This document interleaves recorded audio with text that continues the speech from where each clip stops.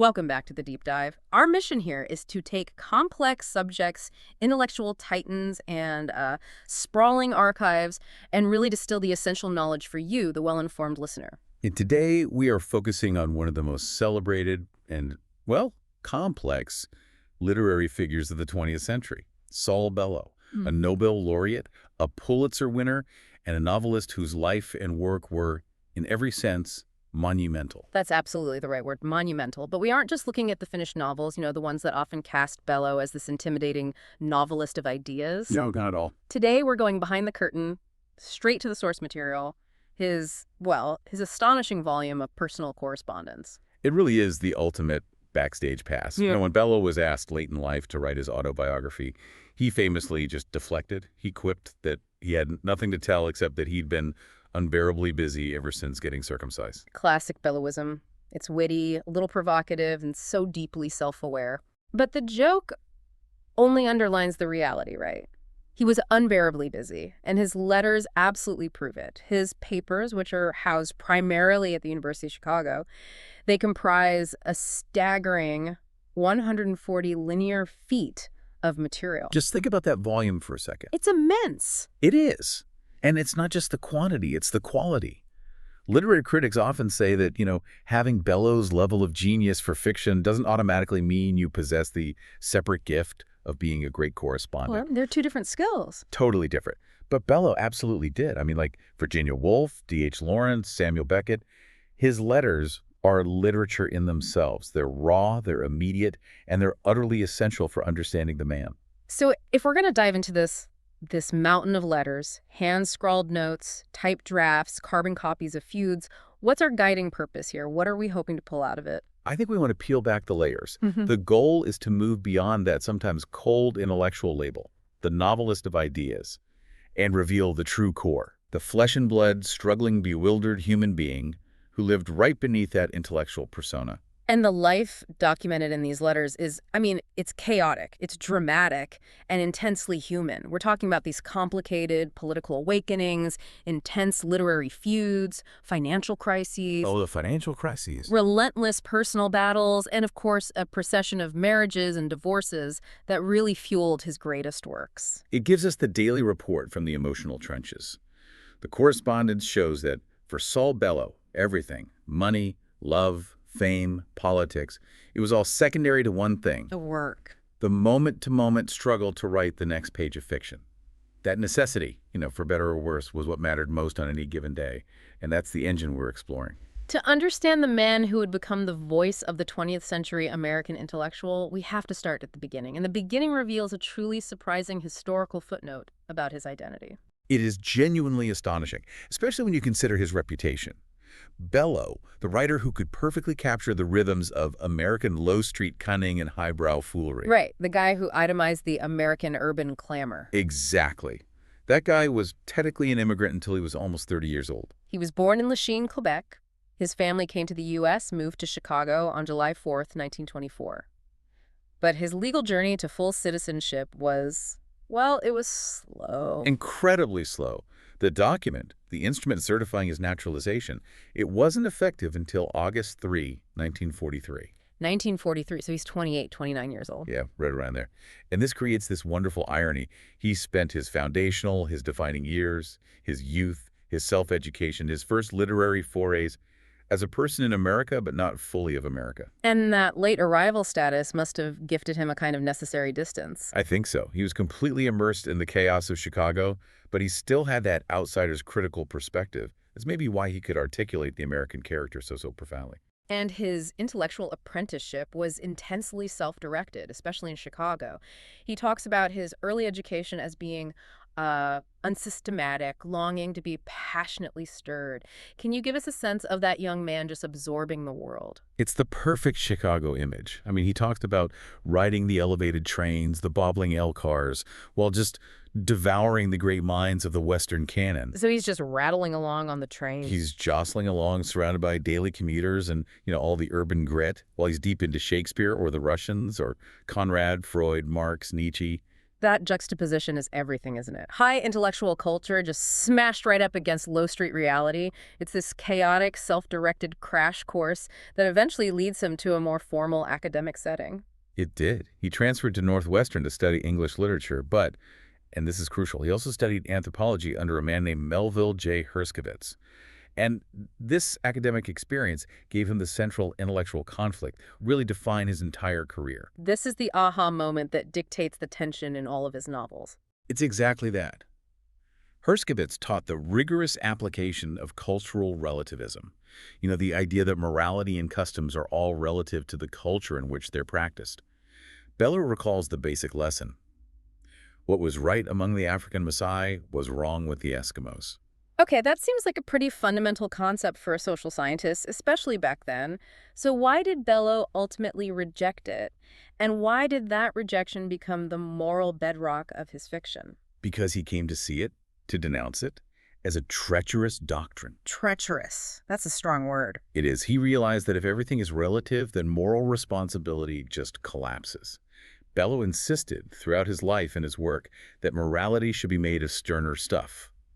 Now, this wasn't a call for blind dogma, but it was a realization that intellectual paralysis sets in when you deny the existence of universal human concerns, especially suffering and dignity. So that deep dive into anthropology basically taught him a lesson he had to spend the rest of his life fighting against. Yes. The temptation of intellectual detachment and moral surrender. And we see that urgency emerging in his early political life as well. Absolutely. In the late 1930s, he had these youthful Bolshevist sympathies. He was trying to align himself with the political and intellectual fervor of the time, worked briefly at a paper called The Beacon. He was a young intellectual trying to make his ideals manifest, trying to put them into action. And this leads us to one of the most dramatic anecdotes in his early correspondence, the 1940 trip to Mexico City. He didn't just read about revolution, he actually chased it down. He did. He and his friend Herb Passon, they went specifically seeking to meet Leon Trotsky, who was living in exile and leading the opposition to Stalinism. They actually secured an appointment. Wow. Yeah, can you imagine the anticipation? Two young American intellectuals ready to engage with a living revolutionary titan. So what happened when they got to Trotsky's compound? Well, instead of a meeting, they found chaos. Bellow recounts arriving at the door and finding an unusual amount of excitement. They were told Trotsky had been attacked and taken to the hospital. So they went to the hospital. They went directly to the hospital, asked to see him, and were actually permitted into the room. And what they saw there was just the violent collision of ideology and brute physical reality. Exactly. Bellow records that they entered and found Trotsky lay dead. He'd been assassinated that morning. He was covered in blood and bloody bandages. There's just this incredibly visceral image, the great theorist, the revolutionary, reduced to bloody physical matter. That was the moment the violent reality of history just crashed into Bellow's youthful ideology. That event must have deeply shaped his view of the war years that followed. Around 1943, Bellow was draft deferred, teaching part-time, but he expressed this intense dissatisfaction with his status. He felt a profound ethical tension. He was the intellectual, the observer, enjoying a measure of peace and security while the world was in this profound conflict. He writes that he found the prospect of enjoying peace without having contributed to the peace just intensely disagreeable. So he felt a kind of shame, like he was asking to be exempt from an epidemic just so he could survive to record it. How did he rationalize the artist's role in all this destruction? He turned to Joseph Conrad's Lord Jim. The famous line about immersing oneself in the destructive element. Right. Bellow felt the artist couldn't remain detached. You had to face reality head-on, even if you weren't carrying a rifle. He saw the intellectual's duty as confronting the core facts of human existence, no matter how ugly or challenging they were. He even mused about writing a book called Socrates Was a Hoplite, equating the intellectual's engagement with the warrior's dedication. But despite this sense of global obligation, his letters reveal this pervasive sense of personal isolation, especially back in Chicago. Oh, absolutely. He was a full-time fiction writer, a romancier, as he called it, in Chicago, which, apart from Nelson Algren, had very few professional fiction writers at the time. He felt the queerness, sometimes he thought it the amputation, of his condition. He felt cut off from the common life of the city he was writing about. He did. He compared himself to the average working man, the market man, the furniture mover, the steam fitter, and he argued they had easier lives. They were spared the labor of explaining themselves. The intellectual, the artist, is constantly forced to justify his own existence, his purpose, and this solitude, this constant need for self-justification, it established that recurring theme in his work. The hypersensitive, often tormented intellectual under existential stress in the modern American city. And that professional and intellectual loneliness in Chicago really sets the stage for the enormous pivot in his career. The breakthrough into his mature style with The Adventures of Augie March. Yeah, and the change wasn't gradual at all. It was a conscious, dramatic decision, and it's documented in his time in Paris during a Guggenheim Fellowship in 1948-49.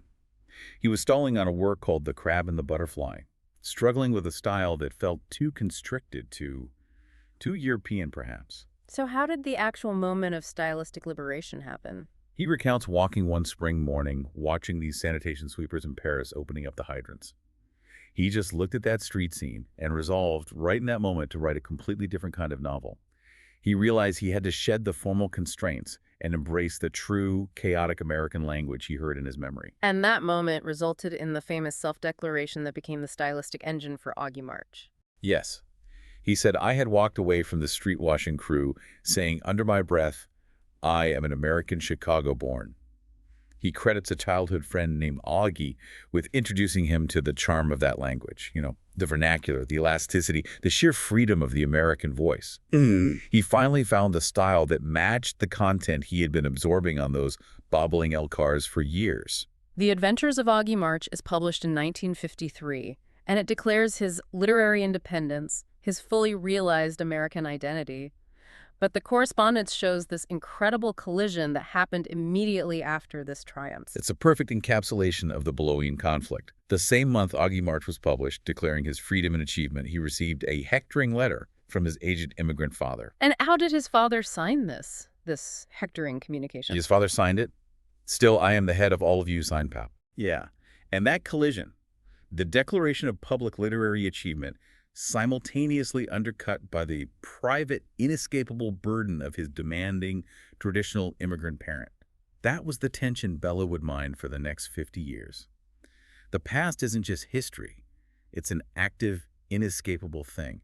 The authority of the past is always trying to assert itself over the freedom of the present. And speaking of authority, while Bellow was in Paris making this crucial artistic leap, he was already developing let's say, a healthy skepticism for the reigning European intellectual trends. Oh, more than skepticism. He developed a strong distaste for French intellectual life. He felt that the intellectual crowd, the heavy hitters contributing to journals like L'État Moderne, were just living in a theoretical bubble. He writes that they understood less about Marxism and left-wing politics than I had understood as a high school boy in Chicago. That's a bold claim. He found their sophistication totally hollow compared to the hard-bitten political reality he had witnessed, even as a young man. Absolutely. He felt the French intellectuals were trafficking in these elegant theories that were just divorced from the street, divorced from history. And we see him explore this in his 1949 short story, Sermon by Dr. Pep. The story seems on the surface to be about health and diet, but Bellow said it was actually a sermon on something far deeper. He explained it was really about our failing connection to reality. Bellow argued that civilization's emphasis on love and gentleness, the high ideals of the Enlightenment, often acts as this thin veneer overlaying a hidden ferocity. And he used a pretty powerful historical prototype to illustrate this hidden violence. Yeah, the revolutionary who sheds blood for the gentlest of reasons, Robespierre. Robespierre acted with absolute conviction for the good of the people, convinced of his gentle ideology, yet his actions resulted in mass murder. Bellow saw that hidden violence, or at least the capacity for it, embedded within every lofty, gentle ideology. And this was his constant concern. How do we resist moral softness and face the true cost of existence? Which brings us to that famous misnomer, the novelist of ideas. When Herzog became this smash hit in the mid-60s, Bellow was heralded as the great American intellectual novelist. But the letters show his intention was actually to critique, or maybe even humiliate, intellectualism. Precisely. His protagonists, like Moses Herzog, are intellectuals, but they find their accumulated learning proves feeble against the brutal test of real experience. Their books and their theories offer zero protection when their wives leave them or their friends betray them. In Herzog, the academic Moses can't complete his grand scholarly work, The Roots of Romanticism. What is it that frees him up to actually write? It's the humiliation. It's being cuckolded by his best friend and his wife. It's the absolute shattering of his domestic life that strips away all the academic pretense. And the suffering, it transforms him. Instead of finishing his cold, formal academic book, he starts writing these unsent manic letters to everyone. To everyone. To Nietzsche, to historical figures, to friends, to enemies, to the president. And the letters themselves are the mechanism of salvation, right? They're the emotional overflow. It's Bellow's beautiful structural reversal. The failed scholar, Moses Herzog, stops trying to be a historian and instead engages in this furious, often hilarious unsent correspondence. And this process transfigures him into what Bellow called a genuine romantic, engaging in soul-making. Let's unpack that term soul-making, because it sounds a little bit like academic jargon, but it's so crucial here. What did Bellow mean by referencing that Keatsian idea of soul-making? Right. So the poet John Keats famously rejected the idea that the world is a benevolent place designed for our perfect spiritual instruction, which he called a vale of tears. Okay. Keats argued instead that the world is a vale of soul-making. Meaning the suffering and the chaos aren't meant to perfect us, but to actually create us. Exactly. Soul-making means the soul is not given, it is earned. It's formed through the friction, the contradiction, the painful experiences of life. For Bellow, Herzog's suffering, his humiliation, his madness, his outpouring of letters, that's the crucible. The chaos of his personal life is necessary for the creation of his genuine self, his genuine artistic soul. His unsent letters are addressed to this ever more sacred company, showing he's moved past petty grievances and is reaching for something transcendent. And the ultimate result of this transformation is Herzog's profound condemnation of the intellectual establishment Bellow himself moved within. It's a spectacular moment of rejection. Herzog rails against the intellectual canned goods, the ready-made, easy answers that intellectuals trade in. He specifically targets the widespread cultural pessimism and alienation that really dominated post-war thought. What were some of the specific canned goods he called out? He was ruthless. He named the canned sauerkraut of Spengler's Prussian socialism, referencing the German historian Oswald Spengler, whose pessimistic theories about the decline of the West were huge in the interwar period. Okay, I see. He also mocked the commonplaces of the wasteland outlook and the cheap mental stimulants of alienation. In other words, he was completely rejecting the prevailing fashion of cultural despair. Absolutely. He dismissed the cant and rant of pipsqueaks about inauthenticity and forlornness. Bellow saw this pervasive pessimism, this foolish dreariness, as a moral failure, a surrender. He insisted that the subject, the whole life of mankind, was too great, too deep for such weakness, cowardice. He just refused the easy, pessimistic shortcut. He demanded complexity. He was always challenging his intellectual peers to face the primitive, the less gentle facts of existence. He even challenged social scientists on their own ground. Writing to a peer, he used recent anthropological evidence to undermine the lenient, hopeful view of human nature, pointing out that early man wasn't some gentle savage. He was a carnivorous terrestrial type, a beast that crushed the skulls of prey with a club. Bellow believed if you ignored that primitive, ferocious reality, your entire intellectual system was fundamentally flawed. And the letters make it painfully clear that this drive for complexity and truth in his work came at an enormous financial and emotional cost, particularly with his multiple marriages and divorces. Oh, the correspondence detailing his first divorce from Anita Goshkin is particularly brutal. The legal and financial troubles were so intense, they forced him to move to Reno, Nevada in 1955. Just to get the divorce. Just to fulfill the residency requirements for a quick divorce. He was living alone in an isolated shack, literally studying his soul, but also dealing with this relentless financial warfare. Yeah, how does he describe his first wife's financial demands in his letters? The language is just raw and visceral. He writes that Anita wants money, money, money, money, or feeling money, blood. Wow. And then there's this chilling detail. Now she wants to insure my life, too, with a term policy. This is her way of telling me that she is betting I will die soon. So this isn't just an inconvenience, it's a source of genuine torment and a deeply felt sense of exploitation. And that financial exploitation didn't end there. Years later, after Herzog became this phenomenal bestseller, his third wife, Sandra, entered the fray. Right. This was around 1968. Sandra sent him what he called a record-breaking letter. And her claim was straightforward. He had capitalized on their painful divorce by using the raw material in Herzog to make a fortune. A fortune she felt he should share. Exactly. A fortune which she claimed he must now share, while she and their son had to scrape along on pennies. That is the ultimate artist versus life charge, Yeah. that he monetized their shared tragedy. It is, and it speaks volumes about Bellow's emotional exhaustion. His philosophical observation on the whole ordeal is so telling. He writes, "I am genuinely sorry for her, but I can feel more compassion as an ex-husband." Hmm. That slight psychological distance, that exhaustion, it suggests that for Bellow, the needs of the art had fundamentally superseded the needs of his domestic life. He couldn't afford to be consumed by guilt, or he simply couldn't write. But despite all that chaos, he maintained some surprising loyalties, even financial ones. He did. We see the lasting financial strain years later, even when he's discussing alimony with his son Greg. He writes that he consented to continue paying alimony to Anita, even though he personally believed it was unjustified and based on legal bullying, Bye. because her lawyer wouldn't allow him to reside in New York otherwise. He tells Greg, "So to be near you, I agreed." That reveals a crucial prioritization, his family presence over his personal financial beliefs. And beyond his personal battles, Bellow was deeply involved in the business of literature. He was trying to shape the intellectual landscape. This led him to co-found the semi-annual magazine The Noble Savage in 1959. This was a deliberate intervention against what he saw as the trivialization of American literary journals. Bellow was explicit about the goal of TNS. He wanted to get away from the notion that literature is about itself. He said, "Such bunk." So he wanted literature to be outward-looking, grounded in reality. He sought reportage, familiar essays, and social commentary real-world engagement, published in the vigorous spirit of earlier, hard-hitting journals like Dial and the Mercury. He was trying to inject grit and social relevance back into the intellectual conversation. He even tried to recruit major figures like Edmund Wilson, and pitched his friends on covering cultural events, like the Patterson-Johansson fight.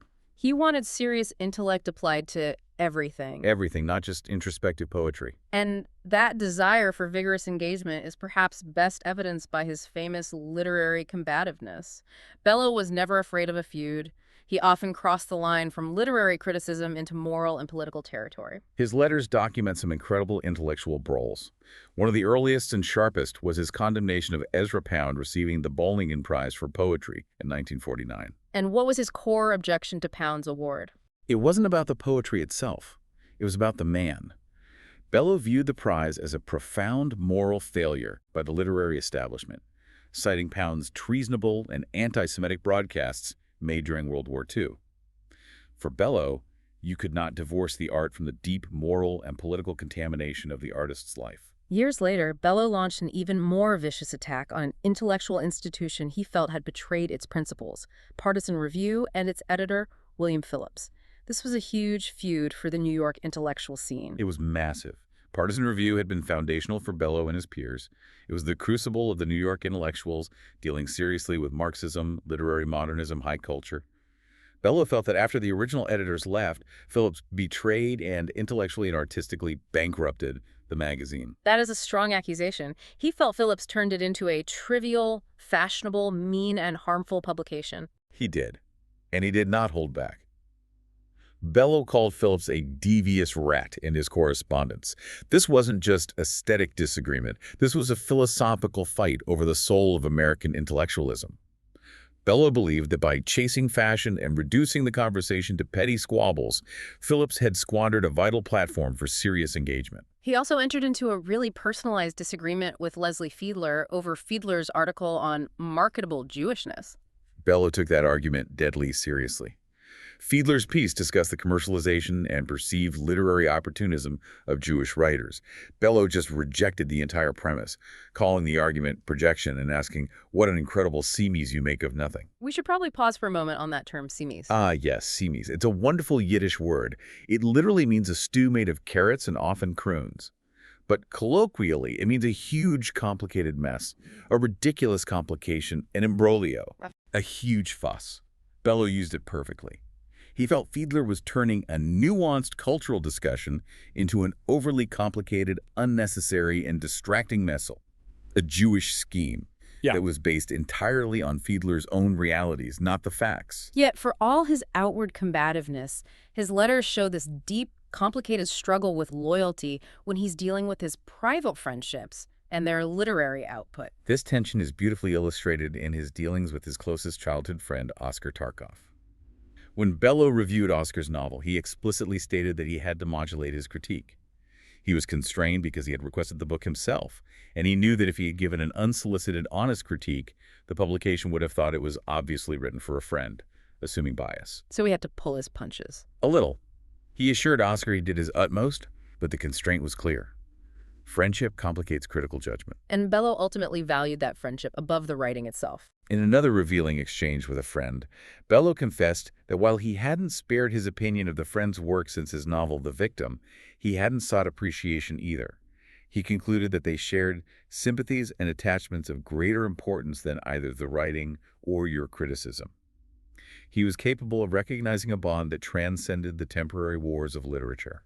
That loyalty also extended to his crucial professional relationships. Oh, absolutely.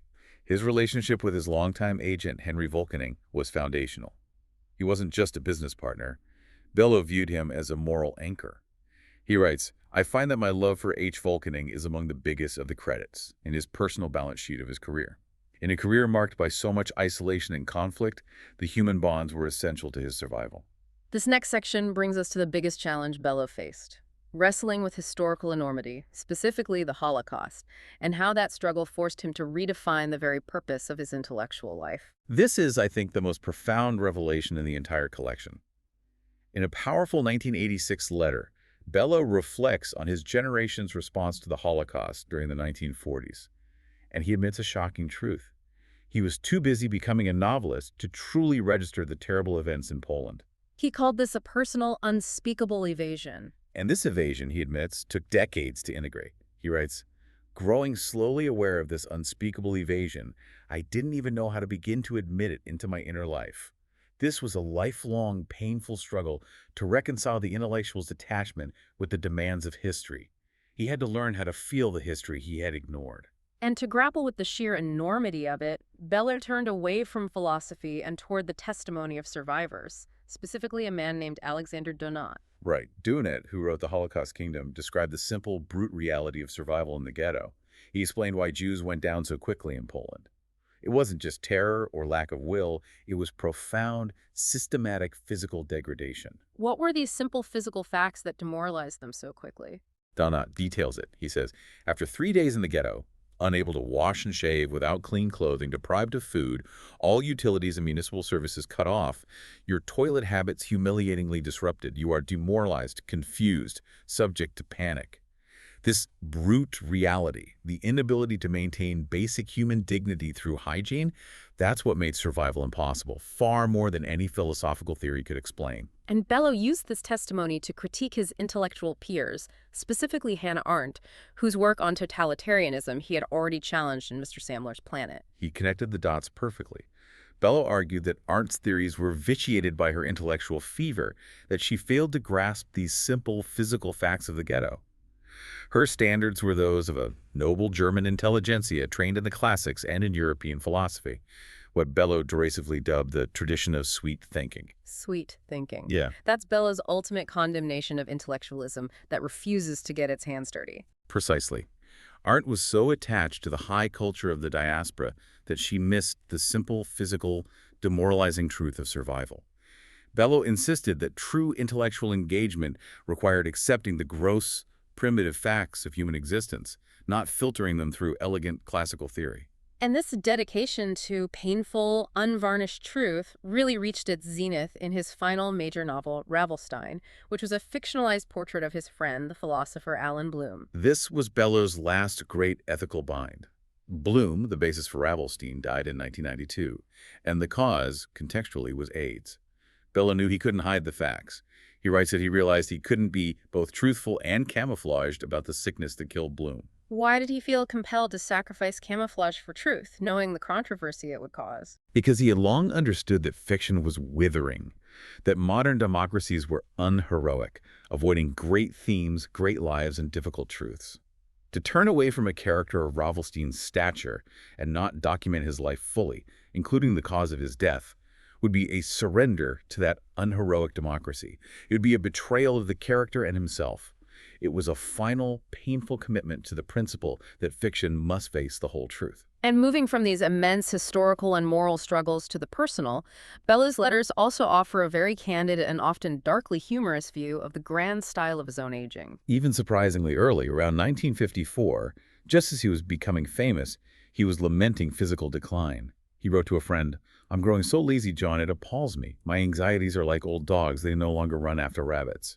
He was describing this creeping mental and physical inertia. Later in life, the details become much more immediate and stark. He reflects on Goya's etching, Edad con sus desgracias, age with its misfortunes. Oh, yeah.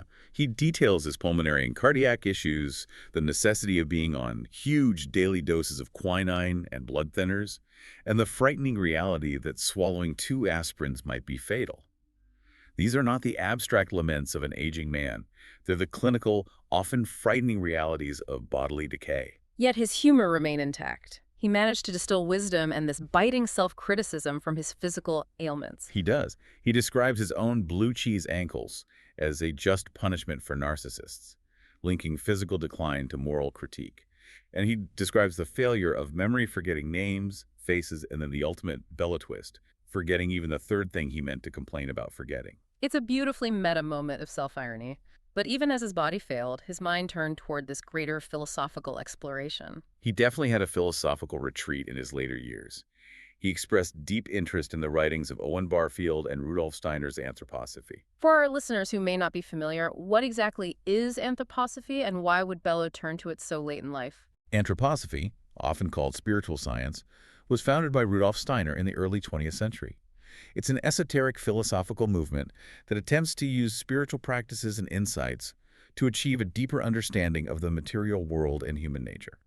It moves past strict rationalism. Okay. Bellow, who was exhausted by the demand for hard proofs and the limitations of Western secular intellectualism, was seeking illumination. He was seeking a way to integrate the spiritual into the human experience without becoming merely religious. And he used Steiner's philosophy to defend the ongoing relevance of the novelist, didn't he? He did. When critics suggested that Bellow should stop writing fiction and just write nonfiction philosophical tracts if he truly acquired wisdom, Bellow pushed back. He argued that if he acquired wisdom, it would inevitably take novelistic expression. He cited Steiner's belief that a genuine seer must maintain an ordinary sense of realities and an interest in the details of others' lives. This is his final defense.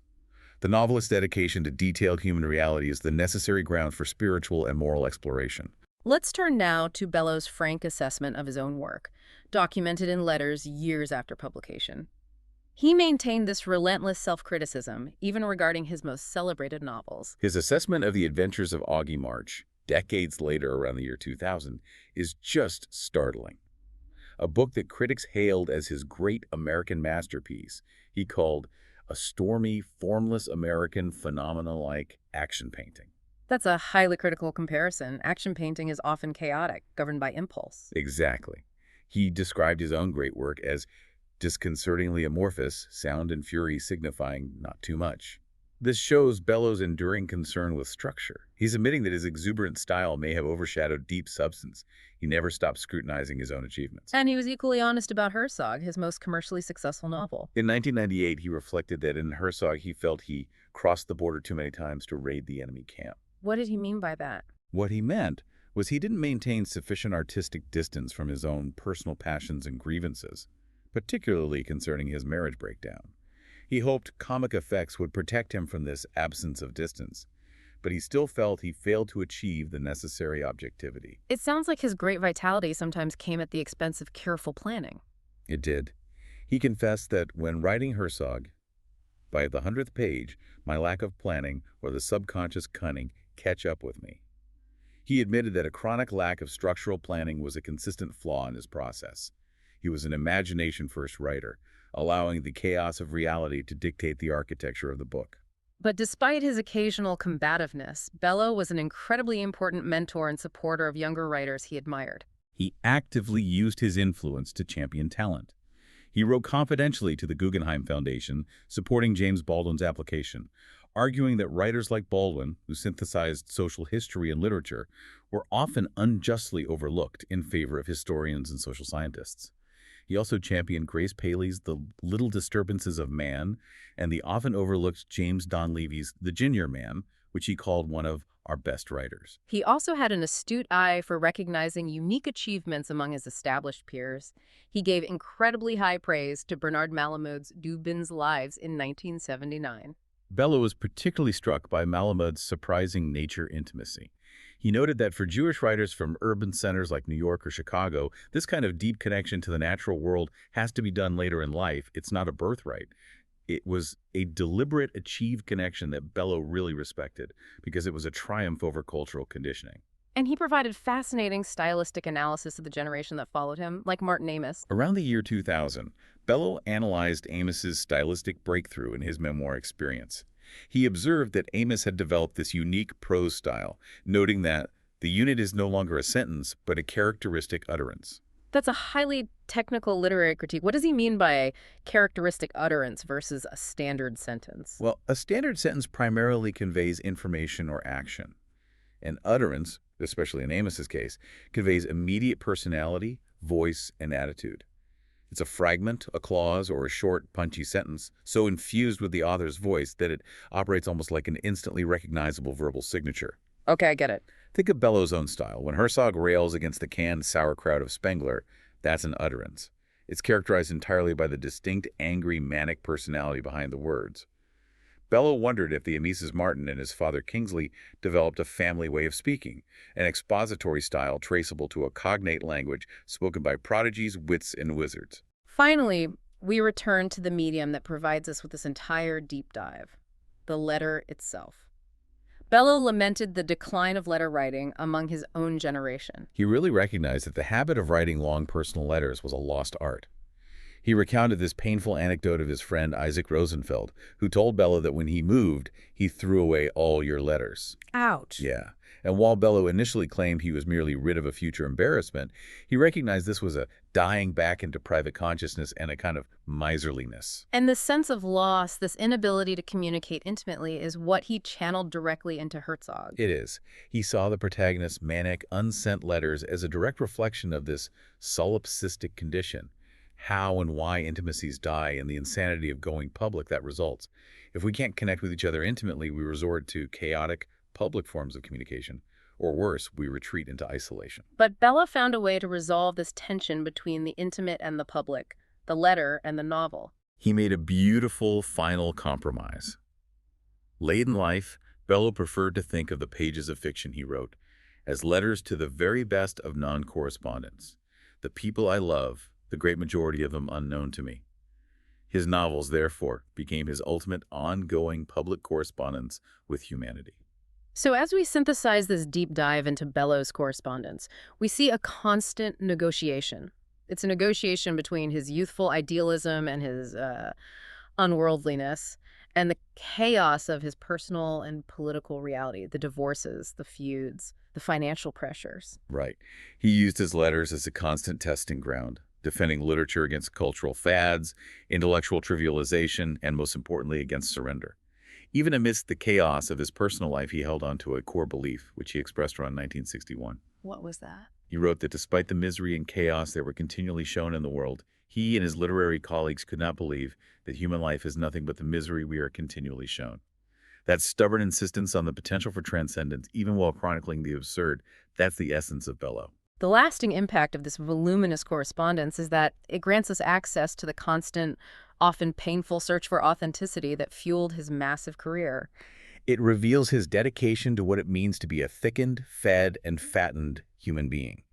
A man who carries all the primitive, embarrassing, complicated facts of his history with him, refusing to construct an image free of obligation or contradiction. That messy, striving self is the Bellow human being. And he never stopped musing on the most fundamental questions of human existence. We'll leave you with a profound excerpt from Bellow's 1983 essay, which beautifully captures the tension between his intellectual rigor and his artistic longing. What were we here for, of all strange beings and creatures the strangest? Clear, colloid eyes to see with for a while and see so finely, a kind of being filled with death knowledge and also filled with infinite longings. That is the ultimate Bellow insight. The temporary, strange presence of humanity, endowed with sight and knowledge of death, yet driven by infinite longing. Bellow famously said he wanted to escape Hyde Park and move to Boston, hoping for a place where he had no melancholy past to bug me, but his letters prove that the past is the raw material, not the burden to be evaded. Absolutely. So, as you reflect on Bellow's life in letters, consider this. What unedited, unromanticized part of your own history are you actively trying to move away from that might in fact be the raw material for your own most essential revelations?